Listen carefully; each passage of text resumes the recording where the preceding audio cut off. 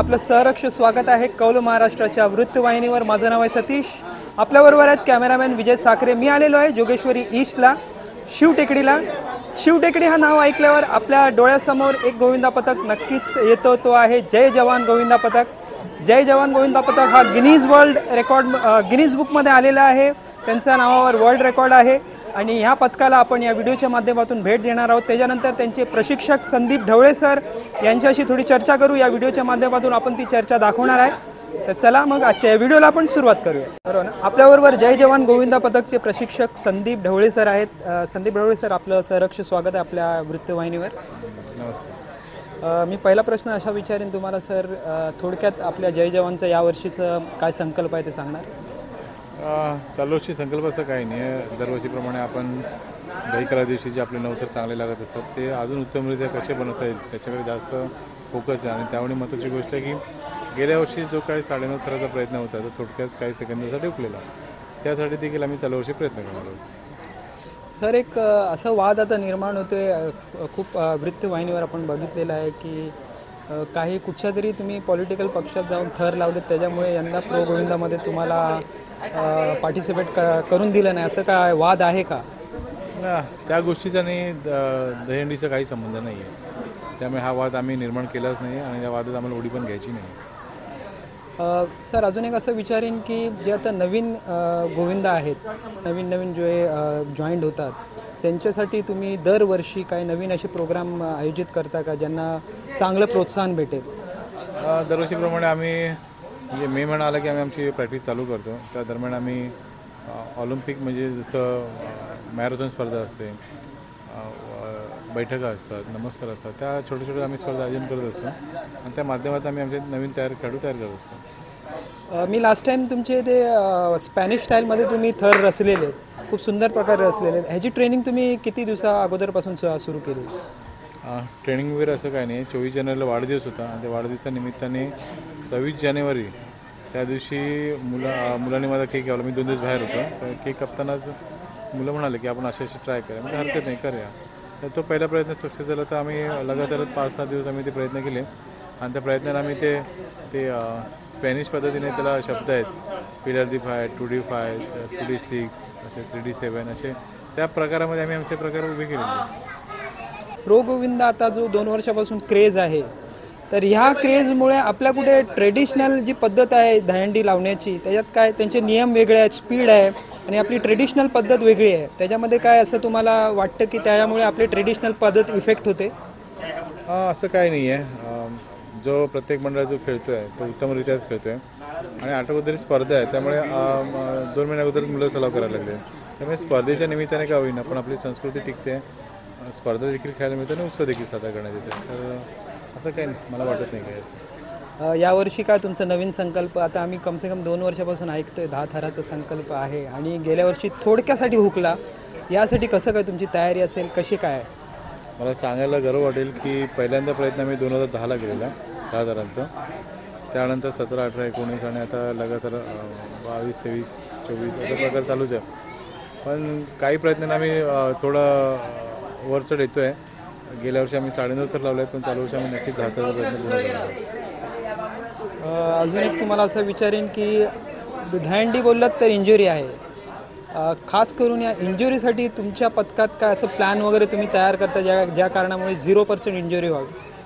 अपघात सांगून येत नसतात आणि अपघात होऊ नये आम्ही मागील म्हणजे कित्येक वर्षे जो आहे आम्ही 6-6 महिने 5-5 महिने अगोदर सराव चालू करतो आणि फिटनेसमध्ये येऊन आम्ही आमचे थर रचत असतो। जर खेळाडू फिट तर आपण चांगल्या पद्धतीने खेळू शकतो। सर, आता तुमचं जय जवान गोविंदा पथक म्हणजे सगळ्या मुंबई आणि महाराष्ट्रभराच्या पथकांसाठी एक आदर्श आहे, तर त्यांना काय तुमचं काय एक संदेश यावर्षीच्या दहीहंडीसाठी? सगळ्या गोविंदांना दहीकरानिमित्त मी आमच्या मंडळांना खूप साऱ्या शुभेच्छा देऊ इच्छितो। धन्यवाद सर। हे होते संदीप ढवळे सर आपल्याबरोबर, खूप सुंदर अशी माहिती दिली। नमस्कार, मी विजय निकम, व्यवस्थापक जय जवान गोविंदा पथक। जवळपास 25 वर्ष आमच्या जय जवान गोविंदा पथकाला पूर्ण झाले आहेत।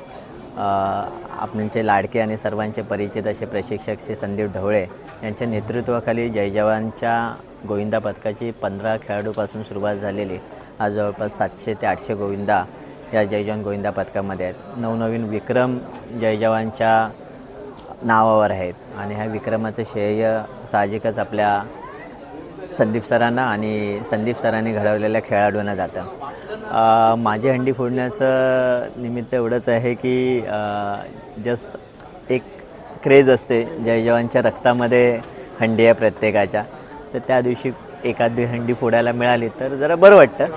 असंच याविषयी संकल्पना बघा, आपलं स्वप्न अधुरं राहिलेलं आहे. ते स्वप्न पूर्ण करण्यासाठी जी मेहनत चालू आहे त्या मेहनतीचं कुठेतरी फळ यावर्षी लागावं ही अशी अपेक्षा आहे आणि तोच संकल्प फार मोठा आमचा सध्या आहे. मिस करता सगळे काय खंत आहे का जय जवान गोविंदा पथकाला प्रो गोविंदामध्ये यावर्षी खूप जण मिस करत आहेत. खरं तर आम्हाला कोणत्या शब्दामध्ये ह्या गोष्टी भावना व्यक्त कराव्या हे असं झालं होतं. पहिले 2 ते 3 दिवस इतकं अनावर झालं होतं की त्या लपवता येत नव्हत्या. मात्र त्यानंतर आमचे प्रशिक्षक संदीप ढवळे सरांनी सर्वांना सांगितलं, हा खेळ आहे, सगळ्या बाजूने आपल्याला लक्ष देता आलं पाहिजे. प्रो गोविंदाच्या अगोदर प्रो टायमिंग झालेला आहे, तर तो आपण तिथे पाठीमागे पडलो तर आपण ॲसेट करूया आणि पुढे आपल्याला कोणतं उद्दिष्ट गाठायचं आहे हे बघू. आणि हे खूप बरं वाटतं की फक्त जय जवानच नव्हे तर संपूर्ण महाराष्ट्र जे जय जवानचे चाहते आहेत त्या लोकांना कुठेतरी जय जवान या खेळामध्ये नाही आहे, नेते मंडळींना, राजकारणी लोकांना कुठेतरी जय जवान या खेळामध्ये नाही, याची खंत त्यांनासुद्धा वाटते आणि तेच आमचं आतापर्यंतची कमाई आहे.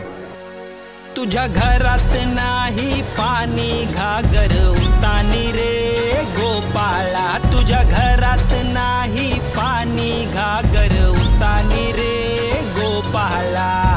मच गया शोर देखो आले मस्तीखोर, मच गया शोर देखो आले मस्तीखोर. गोविंदा कोई ना तेरे जैसा बंदा, गोविंदा कोई ना तेरे जैसा बंदा. आला रे आला गोविंदा, फोड़ दे रे ये हंडी गोविंदा. आला रे आला गोविंदा, फोड़ दे रे ये मटकी गोविंदा. आला रे आला गोविंदा, फोड़ दे रे ये हंडी गोविंदा.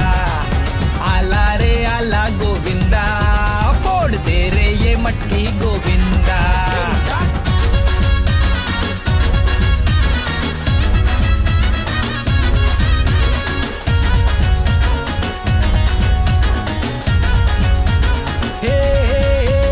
ऊंचाई से न कभी डरता है तू, गिर के उठ के फिर भी संभलता है तू.